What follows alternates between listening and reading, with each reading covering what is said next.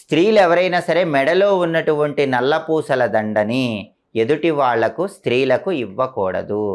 వాళ్ళ నల్లపూసల గొలుసు వాళ్ళే ధరించాలి. కాబట్టి కుంకుమ భరిణ, కాటుక పెట్టుకునేటటువంటి భరిణ, గాజులు, పువ్వులు, నల్లపూసలు ఈ 5 మాత్రం ప్రతి స్త్రీ తన వరకు ప్రత్యేకంగా ఉంచుకోవాలి. లేకపోతే లక్ష్మీ కటాక్షం తగ్గిపోతుంది. ఇతరులు వచ్చినప్పుడు వాళ్ళకి వేరేవి ఇవ్వటం అనేటటువంటిది చేయాలి.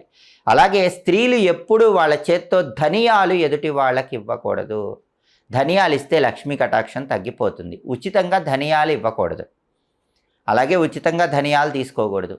ఉప్పు కూడా ఉచితంగా ఇవ్వకూడదు. ఎదుటి వాళ్ళకి ఎవరైనా ఆడవాళ్ళు వస్తే వాళ్ళకి ఉప్పు కానీ, దూది కానీ, ఒత్తులు కానీ ఉచితంగా ఇచ్చినట్లయితే లక్ష్మీ కటాక్షం తగ్గిపోతుంది.